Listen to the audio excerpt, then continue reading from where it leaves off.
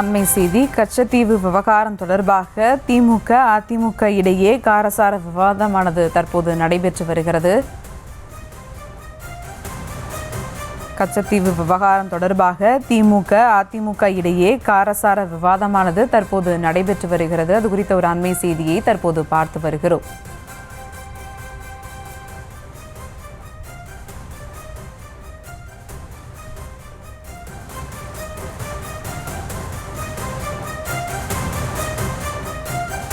கச்சத்தீவு விவகாரம் தொடர்பாக திமுக அதிமுக இடையே காரசார விவாதமானது நடந்து வருகிறது. மத்திய கூட்டணியில் இருந்தபோதெல்லாம் இதை பற்றி திமுகவினர் ஏன் பேசவில்லை என இபிஎஸ் கேள்வி எழுப்பியிருக்கிறார்.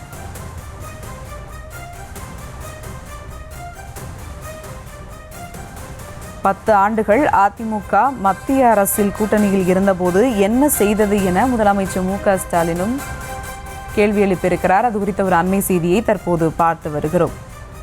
கச்சத்தீவு குறித்து திமுக அதிமுக இடையே காரசார விவாதமானது நடைபெற்று வருகிறது. கூடுதல் விவரங்களோடு இணைகிறார் செய்தியாளர் பாரி கார்த்திக். வணக்கம் பாரி கார்த்திக், விவரங்கள்.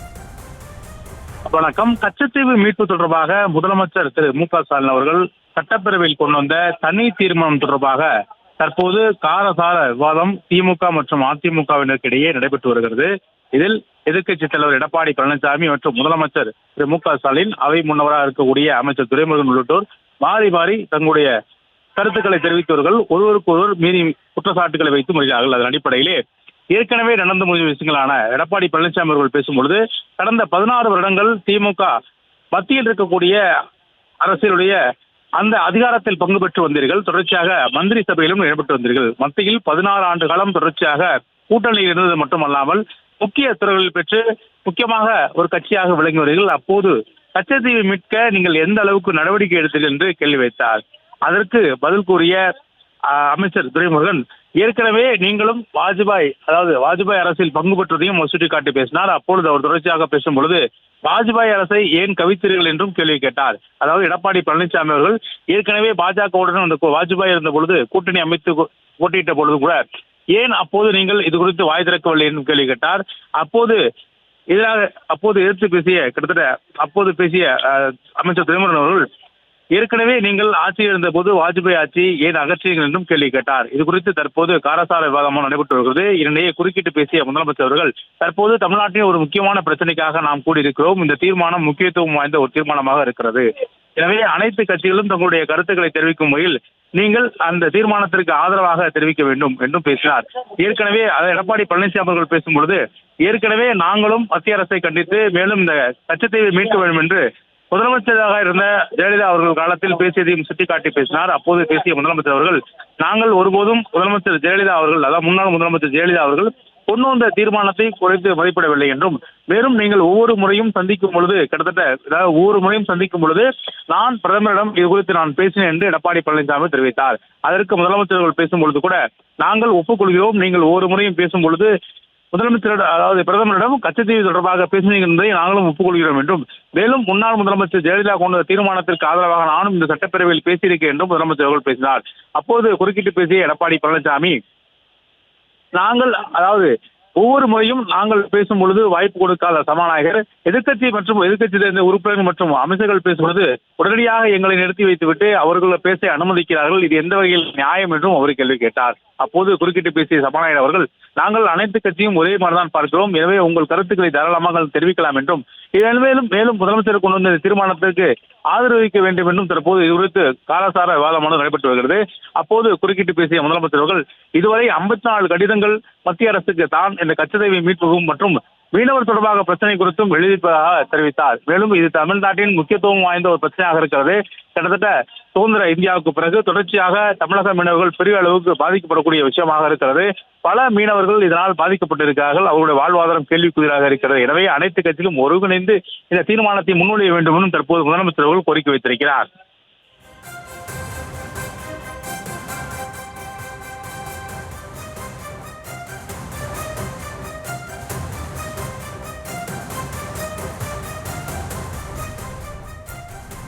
பாரி கார்த்திக், அதே மாதிரி தீர்மானத்தை அதிமுக ஆதரிச்சிருக்கா, எதிர்த்திருக்கா, அது குறித்த விவரங்கள்? இல்ல, இந்த தீர்மானத்தை பொறுத்தவரைக்கும் அதிமுக ஒருபோதும் எதிர்க்க முடியாது. ஏனால் பிரதான எதிர்க்கட்சியா இருக்கக்கூடிய அதிமுக இந்த தீர்மானத்தை எதிர்க்க முடியாது. ஏன்னா இது தமிழ்நாட்டின் ஒட்டுமொத்த கட்சிகளுடைய குரலாக இருக்கிறது.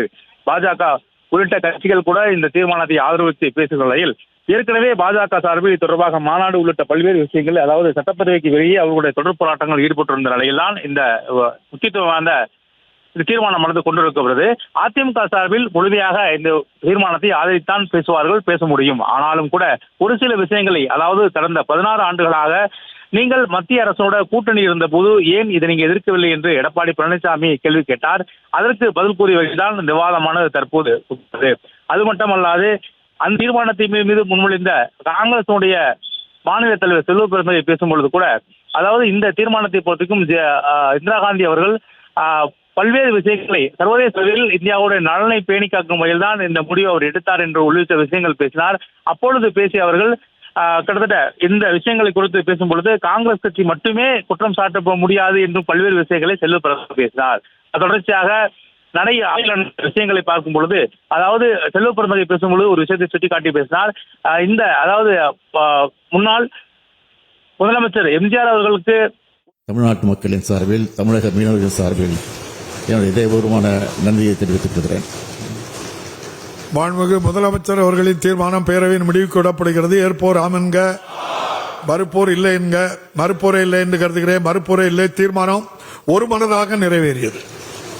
2025-26 ஆண்டுக்கான மானிய கோரிக்கையின் மீது விவாதமும் வாக்கெடுப்போம். மானிய கோரிக்கை எண் 5, வேளாண்மை மற்றும் உழவர் நலத்துறை. மாண்புமிகு வேளாண்மை உழவர் நலத்துறை அமைச்சர் அவர்கள்.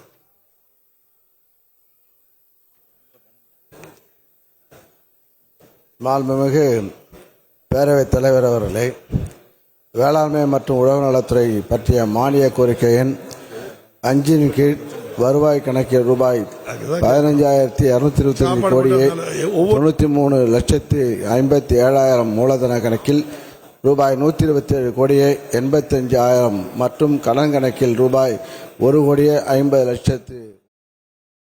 மாண்புமிகு பேரவைத் தலைவர் அவர்களே, எதிர்க்கட்சித் தலைவர் அவர்கள் இங்கு வேகமாக ஆளுங்கட்சியாக இருக்கக்கூடிய திராவிட முன்னேற்ற கழகத்தை குறை சொல்லி இங்கே சில செய்திகளை பதிவு செய்து கொண்டிருக்கிறார். நான் ஏற்கனவே ஒரு பெயரை குறிப்பிட்டு சொன்னதற்கே நீங்கள் அதற்கு அப்ஜெக்ஷன் சொல்லி இந்த தீர்மானம் முறையாக கட்டுப்பாட்டோடு ஒற்றுமையாக இருந்து அது நிறைவேற்றணும் என்ற நிலையை ஏற்படுத்த வேண்டும் என்பதற்காகத்தான் சொன்னேனே தவிர அது தவறு இல்லையா, இடம் பெறலாமா வேண்டாமா என்று கூட நான் சிந்திக்க வேண்டிய அவசியம் இல்லை என்று சொன்னேன். ஆனால் இப்பொழுது எதிர்க்கட்சி தலைவர் தேவையில்லாமல் பல பிரச்சனைகள் சொல்லுகிறார். நானும் சொல்வதற்கு தயாராக இருக்கிறேன். எங்களை பார்த்து கேட்கிறேன், நீங்களும் ஆட்சி பொறுப்பில் இருந்திருக்கிறீர்கள். 10 வருஷம் நீங்களும் இருந்திருக்கிறீங்க. இல்ல 10 வருஷம் இருந்திருக்கிறீங்க. அப்ப என்ன செஞ்சீங்க?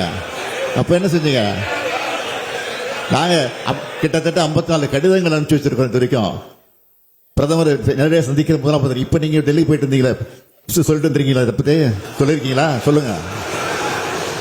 இந்த கடிதம் நான் கேட்கிறேன், சொல்லுங்க, இதுக்கு பதில் சொல்லுங்க. நானும் சொன்னேன், நான் பல முறை டெல்லிக்கு போனப்போ பிரதமரிடத்தை வலியுறுத்திட்டு வந்திருக்கிறேன், மனுவாக கொடுத்திருக்கிறேன், பெட்டிஷன் கொடுத்திருக்கிறேன், கோரிக்கை அடங்கிய அது எல்லாம் ஆதாரங்களும் கொடுத்துட்டு வந்திருக்கிறேன். இதை விட வேற என்ன செய்ய முடியும்? 54 கடிதம் அனுப்பிச்சிருக்கிறேன். ஜெய்சங்கரை பார்க்கிற போது, வெளியுறவுத்துறை அமைச்சர் பார்க்கும் போது இந்த பிரச்சனை சொல்லிட்டு வந்திருக்கிறோம். நீங்க பேசலன்னு சொல்லவே இல்லை, நீங்க ஈடுபடலன்னு சொல்லவே இல்லை. அம்மையார் அவர்களே நீதிமன்றத்துக்கு போனதை நானே பேச சொன்னேன். அதுல என்ன தவறு இருக்கு? பேரவைத் தலைவர் அவர்களே, இந்த தீர்மானத்தை ஒட்டி தான் பேச வேண்டும். நான் கொண்டு வந்திருக்கக்கூடிய தீர்மானத்தின் அடிப்படையில் தான் நீங்க அனுமதித்திருக்கிறீர்கள். அதை ஒட்டி பேச வேண்டும்.